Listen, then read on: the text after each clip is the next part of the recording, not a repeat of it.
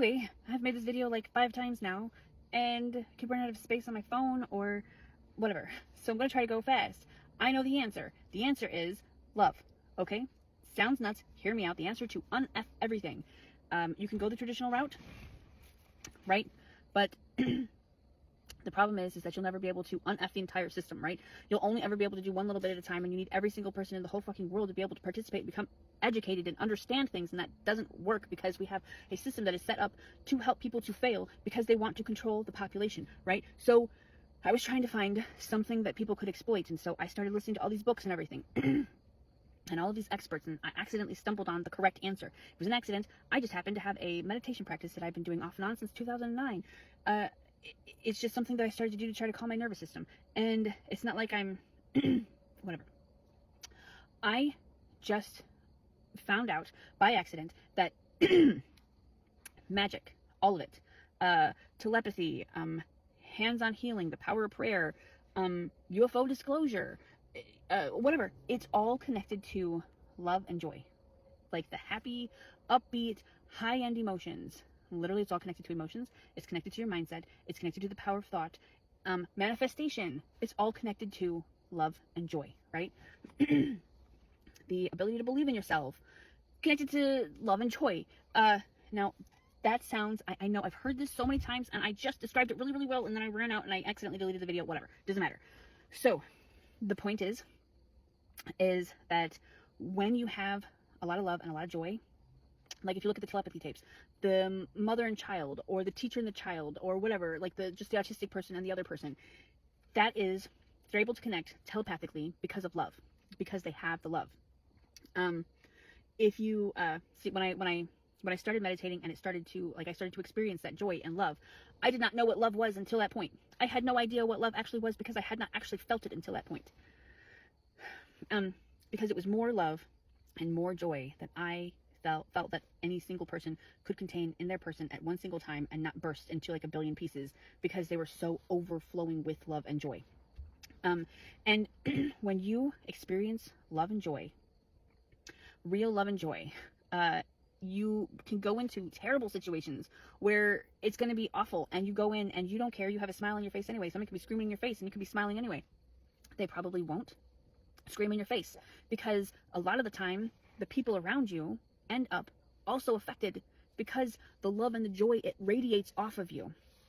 It's connected to the consciousness around you. So the people around you cannot help but also become more loving, more joyous. And then because they have more love and joy, they end up making choices that are going to be more empathetic and more loving and kinder. And so, even like, I can only control myself and my own actions, right? I can only control myself and my own actions, but through love and joy, I influence the people around me. And if we know that if you meditate, if enough people meditate, you can lower crime rates. If the power of prayer actually has an effect on the world around them. We know all of these things. We've done these studies. We don't understand why that it works, but it works. And now that we're starting to understand more about quantum physics, we're starting to understand why it works. But the answer to un-F everything, you don't have to understand it. You and I don't even have to agree. I can think you are the biggest D in the world, and it doesn't matter. Because if you are embodying joy and love, you can be anybody. And more compassionate, more empathetic things are going to happen because of it. Now, the problem there is understanding, because what I think is loving, you might not think is loving. Obviously, that's different. We still need to work on like education and democracy and what's the word I'm looking for? I don't know. Coming together, right? So that we can diplomatic. We can be diplomatic. That's what I'm looking for.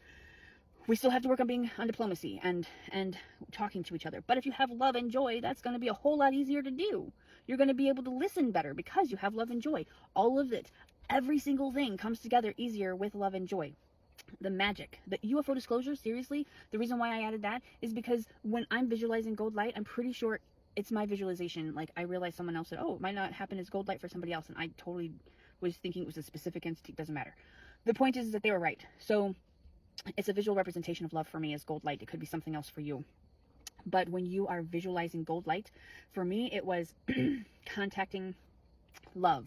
It was as close as I've ever gotten to nirvana, to enlightenment, is to experience that. And for me, that was experiencing another consciousness, or a wider field of consciousness, because honestly, when you think about it, the consciousness is all us. You are me and I am you, and we are all together. Cuckoo, cuckoo, you know, like, yes, it's all like, it makes sense with love and joy. You know, what I'm saying, it's just, it sounds hippy dippy, and it is hippy dippy, but that is the answer. I can only be responsible for me. But if I'm choosing to concentrate on love and joy all the time, it is going to affect you inadvertently. Like, you are also going to be able to experience more love and joy because I'm choosing to experience more love and joy, which will make it easier for you to experience more love and joy, which will make it easier for the next person. And it's like dominoes. So if you, doesn't matter if you're an atheist or if you are a believer or if you are whatever, this, you can look at the science of it. You can look at how we've done studies to show that this stuff works. If you are religious and you're praying on love and joy, all of that, every single one of us, concentrating on love and joy, and it will take down this system that we have felt trapped in if we all resonate on the frequency of love and joy.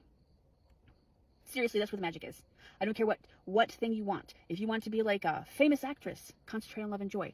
If you want to be a journalist, concentrate on love and joy. If you want to be a fucking dentist, concentrate on love and joy. Seriously, that's the goal for every single person, every single part of their day, just to try to remind yourself. The harder it gets, just remind yourself of love and joy. That is how you get to uneffing the world. That is the answer. That's the whole fucking answer. That's what I was trying to say. Now I'm going to go because my phone is going to die.